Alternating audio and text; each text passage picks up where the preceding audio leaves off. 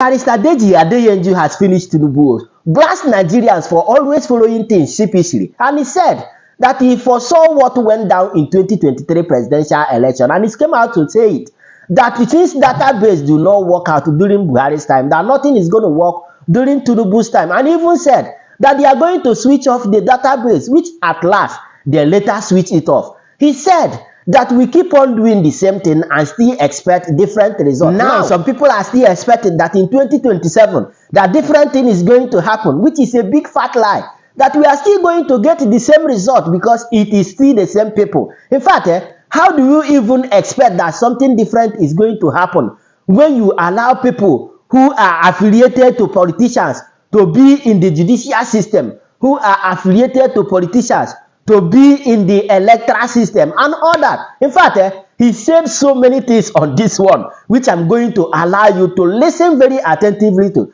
But as you are listening to it, share and also do well to subscribe to my channel for more updates. And I'll be back. Let's go there. I'm not good at protocol, so I will not observe any protocol. Yes. So even when if they are VIP, I generally just don't observe. You know, Ario was my best friend, like we all know, and I remain committed to that friendship until when God says or calls me home. You know, having said that, I must also say that Nigeria happened to Ario, and may Nigeria not happen to you. You see, when we say this prayer, people think it's a small prayer, but people don't understand how deep this prayer is. You know, Nigeria happens to you when the system has been programmed to fail ab initio.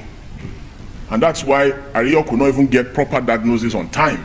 We didn't know what, so it was more or less a trial and error thing. Oh, he has pneumonia. Oh, it's COVID. Oh, it's this. So they just kept diagnosing. They were just guessing. You know, it's like when you take your car to a mechanic that is not a professional.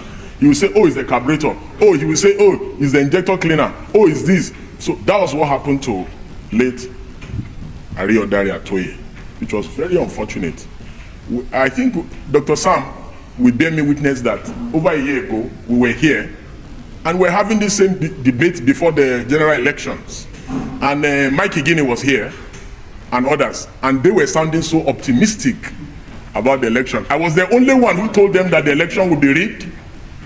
I was the only one who told them that the beavers will not work. I was the only one who told them that electoral transmission of votes will not happen. I was the only one on this pulpit who said Tinubu will win. I was the only one. Yes, that was what he accused me of that time. Yeah, myself and Igini, we took a bet. Igini was beating his chest that elections were going to be fair and fair. This and that. He said that the beavers. In fact, his word was that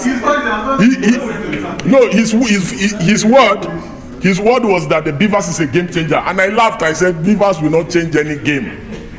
And I referenced 2019 election when I was speaking, and I said Buhari lost that election. But immediately results started coming in, and they discovered Buhari was losing. They stopped transmission, and they switched off the server. And INEC went to court to say that they don't have a server. Before the election, the INEC chairman told Nigerians that there was a server before the election. And I said, if history is anything to go by, the 2023 election is not going to be any different. And all the speakers here disagreed with me. I said, okay. I told them, I said, we are just a month and they're about to go. And I'll be proven right. And I've been proven right. I do not want to sound like a bad prophet, like a prophet of doom, like I always sound. Like Dr. Sam accused me then, and I don't want him to accuse me of same today. But ours is a nation where Wike is building mansions for judges. This is a man who has been severally accused of trying to put judges in his front pocket. Same Wike has his cousin in INEC as an INEC commissioner. It was that guy that just conducted a new election. That is the country where you believe that elections will be free and fair. Or that when they are not free and fair, that you can get some recourse in the courts. We joke too much in this country.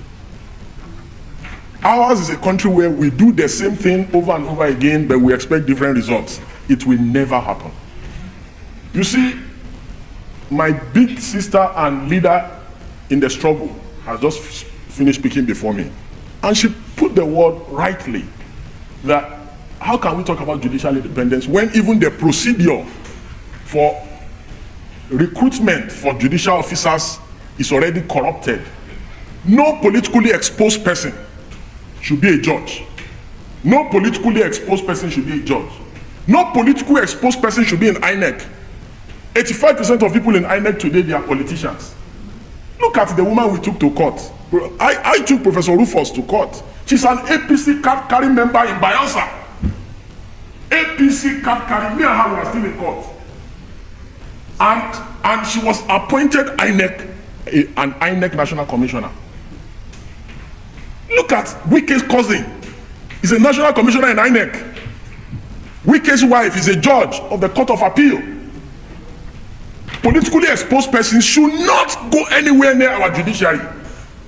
Politically exposed persons should not go anywhere near EFCC.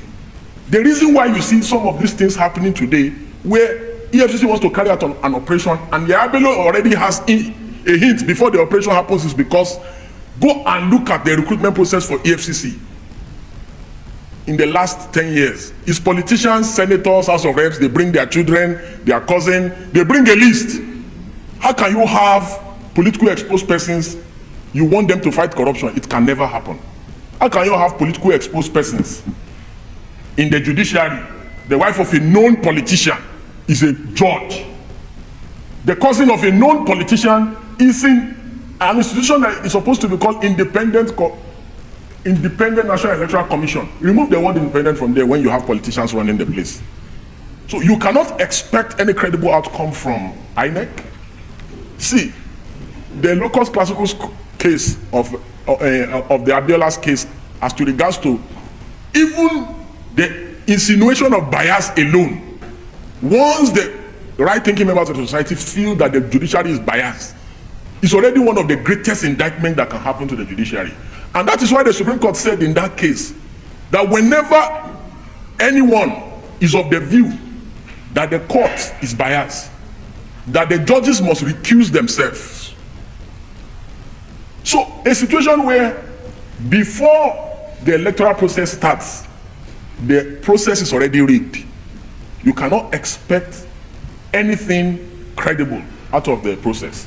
I hate to say this, as of today, Tinubu runs PDP, and he runs Labour Party, and he runs NMPP, and he runs APC. What we currently have today is a one-party state. Because the national chairman of PDP reports to Bola Ahmed Tinubu. The national chairman of Labour Party, Julius Aburi, reports to Tinubu. The national chairman of NMPP reports to Tinubu. And of course, Ganduje reports to Tinubu. So, it boils down to what my leader said before me, that it's about credibility. Ours is a nation where credibility means nothing, where people do not value integrity, where people think of stomach infrastructure before they think of character. Because if not, the only person that has even attempted or tried to bring some form of restoration in removing some of the moles of the APC in his political party is Peter Obi, who has tried to remove Aburi. Even the PDP cannot hold his neck. And it is Wike's men and the president's men that runs the PDP. The NNPP, they are not even pretending about it. It is the president's men that runs the NNPP. So, and how can you have credible elections without strong, credible political parties? It is when the political parties are strong, like we are currently seeing in the US, keenly contested elections. You can see the political party system structure in the US, very healthy, very independent. You can see that the Electoral Commission in the US is independent. You don't have political office holders, political party members being appointed into the electoral system in the US. And that is what makes this institution strong. Again, most ironic is the issue about collecting of money, vote buying. The people that collected 10,000 naira in Edo, Are they still having a good time? The INEC officials that were bribed with 10 million, 20 million, today, 20 million is the new 300K or 500K. Because no matter how much money for compromise you collect, it can never be enough. And that is why you see former governors who stole billions. 12 months down the line, they already look broke, wrecked. The money is cost. Corruption money is cost. I have never seen someone that stole government money that is doing well. I have never seen it.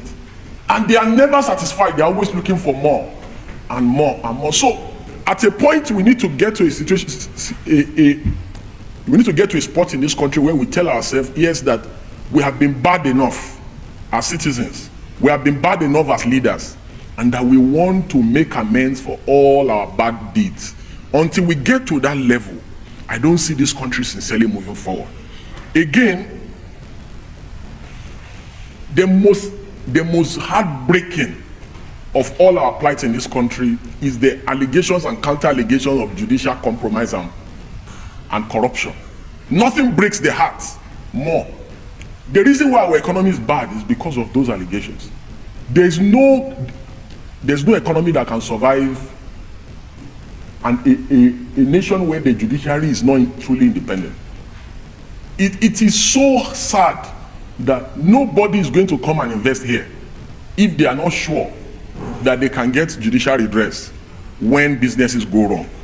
Again, it's also very important to note that the idea that oh, elections can be won by campaign, by ideas, is always very alien to me, because elections have never been won based on ideas or campaign here in recent history. What determines the outcome of election is just like how Dr. Sam rightly painted it one time, is the person who has the more capacity to command the army, the police, INEC, and buy votes. How do we fix that irony that keeps happening every election, whether it's an off-cycle election, whether it's a general election? How do we fix that? That should be the primary concern of government. For me, the first step in fixing that is that this set of, and I am of the Shore school of thought that all this cosmetic 4-year election, it cannot change anything. That we must dismantle the corrupt entity called Nigeria. And that the only way to dismantle the corrupt entity called Nigeria is that we must start afresh. But any race that somebody is going into and they are tying load, for instance, a 100-meter dash, and they put, and all the athletes, only one of them has not been put load on his head. And only, because what happens is that the party in power puts load on the head of everybody that is contesting with. So there's no level playing field. So there's no way that such an outcome can be credible. So every time the party in power runs to the end of the track and is declared the winner, it's not a free and fair contest, because a level playing field has not been. So we need to dismantle the system to say everybody in INEC, they are all working for the ruling party. We can't have a credible election like that. Everybody in the security, go and look at it. In Edo, they were arresting a particular party's member. Local government, they have a list. So they arrest people that they feel that will pose threats to them on election day. And do you know the funny thing? Charges were never brought against those people. They were released 2 days after election, when the aim has been achieved. And INEC is our greatest problem in this country. After INEC are the security agencies as regards to election. And I'll tell you why INEC is our greatest problem. Since 1999 till date, every election we have ever had in this country, people bought votes, people stole ballot boxes, documented on video, everything. People did electoral violence, all kinds, in thousands, from 1999 till date. That is about 25 years. Not one person has been put on trial by INEC. Not one person. in 25 years has been prosecuted for electoral offenses in Nigeria. Not one. So, indeed, INEC is our number one problem. The security agencies and our law officers are our second problem. And listen, very simple. Charges can be brought against all the people that perpetrated electoral malpractice in Edo. But the reason why they will not bring charges against them is because INEC does not have the political will. The president will not do it. Our law officers will not do it. So it is until you do it that we can now hold the judiciary accountable and responsible that, oh, we have filed charges against them, the judiciary has set them free. So while we can cry and complain about judicial complicity in the ongoing problems in our country, the most culpable is INEC. Because, in fact, we had written to INEC that if you do not have intentions of prosecuting people in Edo, that we will assist you. We will help you prosecute, because we know for a fact that more than 100 people were arrested in Edo. But all of them have been released. Just like all the people that are going to be arrested in Ondo, Osun, and all the other elections. They will arrest them for camera showing on election day. And after that, they just set them free. So any nation where people do bad thing and there's no repercussion, such a nation cannot develop. Whether it is electoral malpractice, whether it is crime simpliciter, whether it's misdemeanor, whether it's criminal offense, whatever it is that people commit crime. Because electoral crime is a crime. And it's a crime against the state. It's not a crime against a political party. It's a crime against the state. So the reason why there will always be vote buying is because people are buying votes, they arrest them and they release them. So why are you telling me that they should not buy votes in Ondo? Of course they will buy votes in Ondo. So in closing, what I will recommend in terms of recommendations is, number one, we must work towards a more independent judiciary, and a judiciary that is immune from executive, legislative, and individual interference. And that our judicial officers must be people who are immune from political interference of any sort. Secondly, we must have an electoral system, an electoral commission that is truly, truly independent. Independent in the sense that this commission must be immune from political interference of any sort, and these may require necessary amendments to our existing laws. Additionally, we must have a truly independent law enforcement systems that ensures swift prosecution of electoral offenders in our country. This is the only way that we can truly honor the memory of our late friend, brother, cousin, and confidant, Adeyanju Atoye, who led a life of service to his motherland, who left a selfless life towards promoting rule of law, towards promoting judicial independence, towards promoting electoral development in our country. And finally, we must have truly a political class who are willing to challenge the system, who are willing to do the work of opposition instead of having deals, striking deals, and having midnight meetings with people in government and compromising at the slightest opportunity. The PDP, Labour Party, NNPP must all come together, strive together as one indivisible opposition. They must stop splitting votes, because by doing so, they help the Bola Ahmed Tinubu rogue government. That if they are not united as one single whole, they will yet again work together for the re-emergence of Bola Ahmed Tinubu in 2027, so that he can unleash more harm upon our country and upon the citizenry. That all political actors must come together to ensure that Nigeria is salvaged from this ruthless and heartless regime of the Bola Ahmed Tinubu, and that if they do not do so, that they will wait for the next 4 years after this current term expires, and that they may think that election is all about popularity contest, as I believe and I guess that many of them use elections as a way of fundraising. You know, but I am convinced that yes, they may not suffer as much as the people who are currently queuing to buy fuels at the petrol stations, but I'm convinced in my mind that they will face a greater repercussion of political persecution Because like we have seen, protesters are arrested for treason. Bola Ahmed Tinubu may become more brazen after he secures the second term, and he may even put some of them in jail.